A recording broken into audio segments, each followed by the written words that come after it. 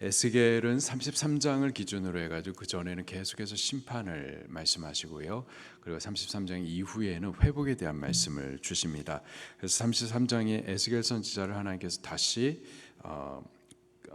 그 파수꾼으로 부르시죠. 그러면서 하시는 말씀이 너는 그들에게 말하라. 주 여호와의 말씀이니라. 나의 삶을 두고 맹세하노니 나는 악인이 죽는 것을 기뻐하지 아니하고 악인이 그 길에서 돌이켜 떠나 사는 것을 기뻐하노라. 여기서 말하는 악인은 멸망당한 이스라엘 민족을 말하는 겁니다. 그들이 죽는 것을 내 기뻐하지 않는다. 악인이 그 길에서 돌이켜 떠나 사는 것을 기뻐한다. 멸망받은 이스라엘 백성들 악인이지만 그들이 멸망받는 것을 하나님께서 기뻐하시는 것이 아니라 그들이 돌이켜 사는 것, 그것이 하나님의 기뻐하시는 뜻이라는 거예요. 그 사는 것, 생명, 회복을 위해서 지금 하나님께서 부르시는 거죠. 선지자야, 너 파수꾼으로 가서 바로 그 소망, 회복에 대한 소망의 메시지를 가서 전하라 라고 말씀을 하십니다. 또 34장에는 양을 돌보지 않는 목자에 대해서 쳐서 하나님께서 말씀을 하시죠. 그리고 하나님께서 친히 이스라엘의 목자가 되어 주시겠다. 한 목자를 보내어 주실 것을 약속해 주시는데 내 종 다윗이라. 다윗은 400년 전에 죽은 사람이에요. 그 다윗을 보내주시겠다. 다윗이 예표하고 있는 그리스도 예수님을 목자로 보내어 주셔서 그가 친히 먹이시고 또 인도하시고 다스려 주실 것에 대해서 약속을 하십니다. 그렇게 48장까지 계속해서 회복의 메시지를 주시는 거예요. 그런데 오늘 본문 35장에 보면은 엉뚱하게 에돔에 대한 심판의 메시지를 주십니다. 에돔에 대해서는 25장에 이미 심판에 대해서 말씀을 하셨었거든요.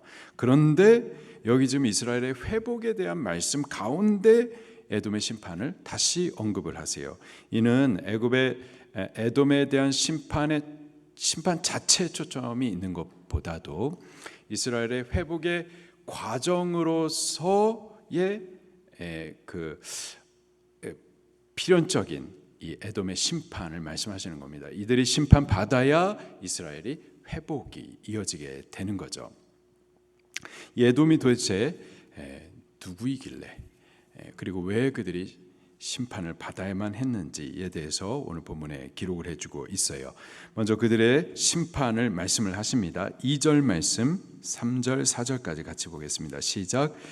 인자야 내 얼굴을 세일산으로 향하고 그에게 예언하여 이르기를 주 여호와께서 이같이 말씀하시되 세일산아 내가 너를 대적하여 내 손을 내 위에 펴서 내가 황무지와 공포의 대상이 되게 할지라 내가 내 성읍들을 무너뜨리며 내가 황폐하게 되리니 내가 나를 여호와인 줄을 알리라. 아멘. 세일산이라고 하면은 에돔을 말하는 겁니다.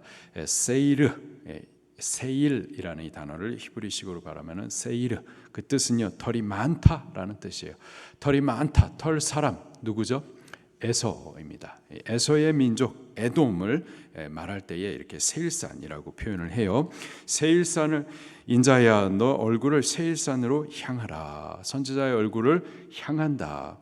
선지자의 얼굴을 통해서 하나님께서 향하여 보시는 거죠. 인자와 은혜의 얼굴이 아니라 어미하신 심판의 얼굴로 지금 에돔을 바라보고 있는 겁니다. 그러면서 심판을 말씀을 하시죠.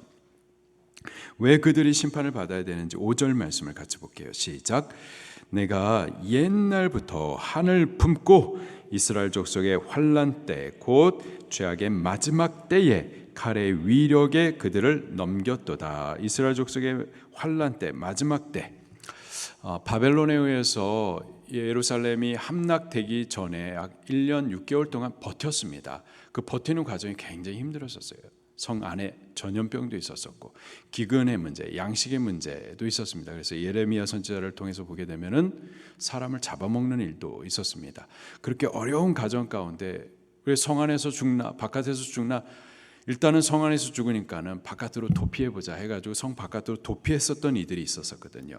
그때 그 도피한 이들을 이 에돔 족속이 잡아가지고 바벨론에 넘겼어요.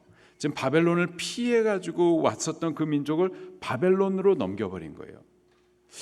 북한에서 못 살겠다 해가지고 대한민국으로 넘어왔는데 그 잡아가지고 다시 북한으로 넘기는 어떻게 되는 겁니까? 죽으라는 거죠. 그런 일들을 여기 에돔 민족이 했었던 거예요. 10절 말씀도 또 볼게요. 시작. 내가 말하기를 이 두 민족과 두 땅은 다 내 것이며 내 기업이 되리라 하였도다. 그러나 여호와께서 거기에 계셨느니라. 두 민족과 두 땅, 북이스라엘과 남유다를 말하는 겁니다. 다 이스라엘 민족들을 말하는 건데요. 그들이 아수르에서 망하고 바벨론에서 망했어요. 망했더니 저들이 하는 말이 이제는 내 것이다, 내 기업이 되었다, 이런 말을 하는 거예요. 12절 말씀도 또 같이 보겠습니다. 시작. 내가 이스라엘 산들을 가리켜 말하기를 저 산들이 황폐하였으므로 우리에게 넘겨주어서 삼키게 되었다 하여 욕하는 모든 말을 나 여호와가 들은 줄 내가 알리로라. 이스라엘 민족이 망하는 것을 그렇게 원했었고, 망할 때 기뻐했었고, 망할 때 하는 말이 이제는 그것들이 내 것이 되었다, 그런 말을 하고 있어요. 기본적으로 이 에돔 민족은요, 이스라엘 민족에 대해서 안 좋은 마음이 있었습니다. 11절을 같이 읽을게요. 시작. 그러므로 주 여호와의 말씀이니라. 내가 나의 삶을 두고 맹세하노니 내가 그들을 미워하여 노하며 질투한 대로 내가 내게 향하여 너를 심판할 때 그들이 나를 알게 하리라. 아멘. 에돔 민족, 이스라엘 민족에 대해서 미워하고 노하고 질투했었어요. 5절 말씀을 다시 보면은요, 이런 말씀도 나오고 있습니다. 내가 옛날부터 한을 품고, 이스라엘에 대해서 옛날부터 한을 품고 있었어요. 여기 옛날부터라는 단어는 처음부터라는 뜻이에요. 에돔 민족의 조상 에서가 누구죠? 야곱의 쌍둥이 형입니다. 벌써 복중에서부터 서로 싸웠었고요. 태어난 이후에도 계속 싸우죠. 계속 싸워요. 이들이 복중에서 막 서로 싸우니까 그 어머니 리브가가 복통이 있었던 거예요. 하나님 앞에 기도하는데 하나님께서 하시는 말씀이 그 복중에 두 국민이 있다, 복중에서부터 두 민족이 나뉜다, 이런 말씀을 하세요. 두 민족이 복중에서부터 나뉜다. 하나님께서 말씀하시는 그 두 민족이 뭘까요? 단순히 이스라엘 민족과 에돔 민족을 말하는 것은 아닐 거예요. 에돔 민족 외에도 이방 나라가 많이 있습니다. 두 민족이 복중에서부터 나뉜다. 신약시대 바울이요, 바로 이 말씀, 복중에서부터 두 민족이 나온다, 창세기 25장 말씀을 두고서 로마서 9장 13절에 이렇게 말씀을 하십니다. 기록된 바 내가 야곱은 사랑하고 에서는 미워하였다 함과 같으니라. 여호와 하나님께서 야곱은 사랑하셨고 에서는 미워하셨다. 복중에 있을 때부터 하나님께서 야곱은 사랑하시고 에서는 미워하셨다. 하나님의 택하심과 관련해서 지금 말씀을 하시는 거예요. 하나님께서 야곱은 복중에서부터 벌써 택하셨고 에서는 택하지 않으셨다라는 거죠. 두 형제인데, 쌍둥이인데, 같은 엄마 뱃속에 있는데, 근데 한 명은 하나님께서 택하시고 한 명은 택하지 않으셨어요. 한 명은 사랑하시고 한 명은 사랑하지 않으셨어요. 한 명은 하나님께서 당신의 백성 삼으셨고 하나는 아니었었던 거죠. 이 말은 하나님의 택하심은 지금 쌍둥이 형제입니다. 복중에 있어요. 이 혈통의 문제가 아니라는 거예요. 민족의 문제가 아닌 거예요. 또 그들이 복중에서 아직 태어나기 전에 저들이 무슨 선한 행동을 하거나 악한 행동을 하거나 하기 이전에 하나님께서 이미 야곱은 사랑하시고 에서는 미워하신 거예요. 무슨 말이냐? 저들의 행위에 문제가 있는 것이 아니에요. 하나님의 택하심은 혈통의 문제도 아니고 행위의 문제도 아닌 거죠. 같은 어머니 뱃속에 있었는데, 같은 이삭의 가족 공동체 안에 함께 있었는데, 같은 교회 안에 함께 있었는데, 하나는 하나님의 백성, 하나는 약속의 씨로 태어난 영의 아들, 성도. 근데 다른 하나는 하나님의 백성이 아니고 약속의 씨로 태어나지 않은 육에 속한 아들이고 성도가 아닌 거죠. 여기 에돔은 하나님의 백성, 약속의 씨, 영적 아들, 참 성도에 대해 한을 품고 미워하고 노여워하고 질투하고 망하기를 바라고 망하는 것을 좋아하고 그랬었던 이 육에 속한 아들, 육적인 성도를 말하는 겁니다. 성경은요 항상 이 두 민족에 대해서 말씀을 하세요. 그 두 민족이 계속 이어갑니다. 처음 하나님께서 예배를 받으셨었던 아벨과 이 셋의 후예와 예배를 받지 않았었던 가인과 가인의 후예가 나뉘어지죠. 약속의 아들이었었던 이삭과 약속의 아들이 아니었었던 이스마엘이 나뉘어집니다. 야곱과 에서가 나뉘어지고요. 이스라엘 민족과 에돔 민족이 나뉘어집니다. 한쪽은요 하나님께서 받으시는 자, 하나님의 약속이 있는 자, 하나님이 택하신 자, 다른 한쪽은 아닌 자인 거죠. 공통점이 하나님께서 받으시는 자, 하나님의 약속의 씨로 된 자, 하나님이 택하신 자를 아닌 자가 핍박을 해요. 그렇게 가인에 의해서 아벨이 돌로 쳐 죽임을 당했었죠. 이스마엘에 의해서 이삭이 희롱을 받았었습니다. 야곱이 에서를 피해서 도망을 갔었고요. 이스라엘 민족이 에돔에 의해서 괴롭힘을 당했었어요. 이게 지금도 마찬가지입니다. 두 민족이 있는 거예요. 하나님의 백성이 있고 아닌 자가 있고, 영적 이스라엘이 있고, 그 영적 이스라엘을 대적하는 영적인 에돔이 있는 겁니다. 하나님께서는요 당신의 백성을 반드시 회복하세요.